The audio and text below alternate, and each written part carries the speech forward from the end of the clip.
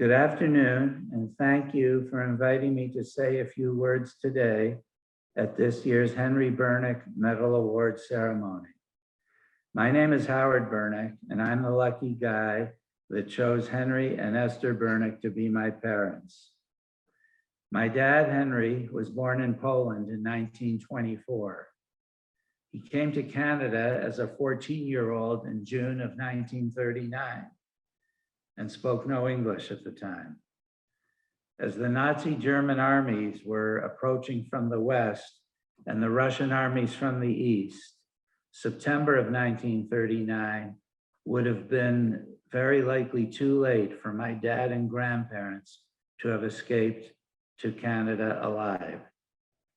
The family settled on a farm in Cookstown, and 4 years later, Dad graduated from high school in Barrie and gave the valedictorian address. He had learned English fluently, and he had no accent. With academic scholarship support, Henry was off to University of Toronto. He graduated from there in 1947 with a degree in mechanical engineering, but he never worked in the engineering field. My parents moved to Midland, Ontario, where I was born in 1952. Dad went into business with his father and his uncle in a struggling fur dressing and dyeing business. The business was not doing well at all. So as was Henry's custom, if he didn't know something, he would yell out for help. My dad sent personal handwritten letters to the top 10 or 12 fur industry people across Canada, asking them to please help him.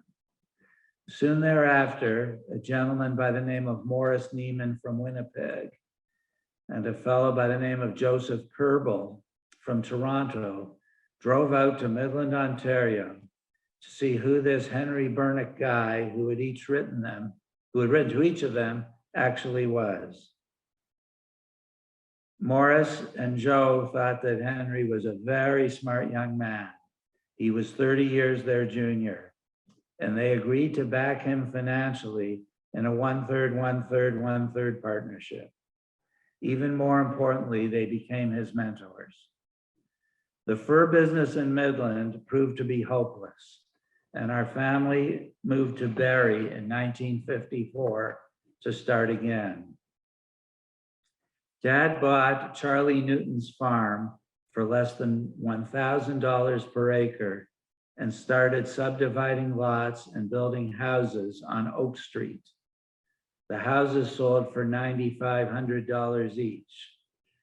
We also lived in one of Dad's first houses at 64 Newton Street, and I went to Oakley Park Public School for kindergarten and first grade. Morris Neiman from Winnipeg became Henry Bernick's mentor, and they were closer than fathers and sons. Although Mr. Neiman died in 1974, before my dad passed in 2014, 40 years earlier, Henry always attributed everything he knew and all of his successes to the mentorship of Morris Neiman.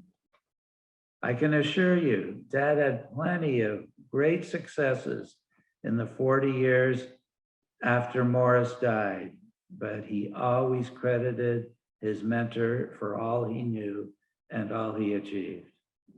So I have a message for you here, and it is to find your mentor. Stay close to him or her and learn, learn, learn. Also, I'll take street smarts and people skills over book smarts and college degrees any day of the week. If you get a little bit of luck along the way, that's okay too. We moved to Toronto in 1958, where Dad went on to involvement in a few businesses, but none were as successful as the land development business in Barrie and private investing in Canadian, US, and overseas financial markets.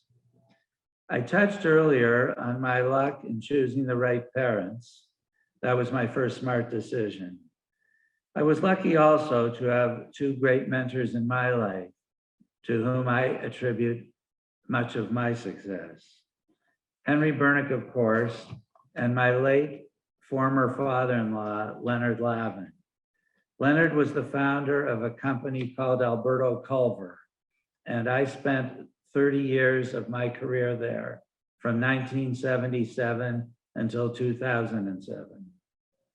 I sold one hell of a lot of Alberto VO5, Tresemme, Alberto European, St. Ives Swiss Formula, and Nexus for a bulk guy.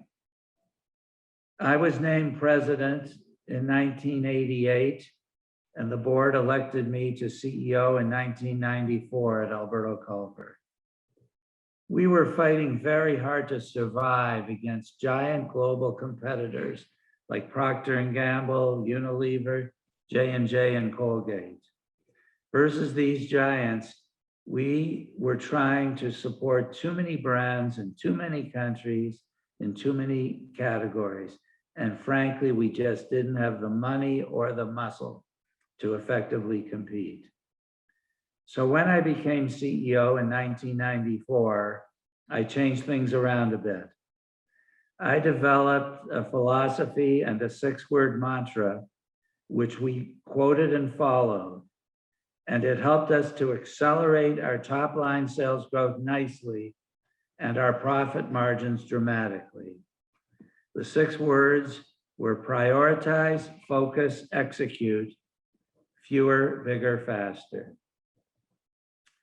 When you tell an entrepreneur founder that he can't do all that he wants to do, it's not exactly easy. And frankly, I didn't lose my hair from the Alberto VO5. I forced a prioritization and focus on fewer brands in fewer countries in fewer categories. This gave us the adequate resources to grow our best opportunities by putting our dollars in a more meaningful way behind these fewer brands and fewer markets. Frankly, I find that prioritization and focus are pretty good words to follow in life in many aspects. Prioritize, focus, execute, fewer, bigger, faster.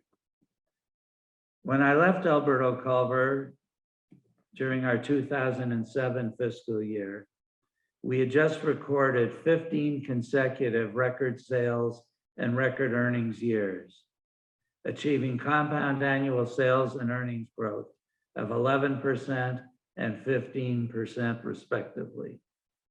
Never forget the benefit of compounding. Between 1977, when I joined the company, and 2007, when I left, Alberto Culver's New York Stock Exchange market valuation grew from $27 million to $5 billion. I'll tell you, that's a lot of shampoo. Along the way, we built Sally Beauty Supply Company into the world's largest wholesale distributor of professional salon products to the trade. We had over 4,000 cash and carry stores around the world, including one right here in Barrie on Bayfield Street. Anyway, the best speeches are short speeches, and I've probably already gone on too long. So I'll tell you more about Sally Beauty Supply if I'm lucky enough to have Sarah invite me to come back another time. Also, of course, we all want to hear from Ron Tite. I've started his book, and it's quite a page turner.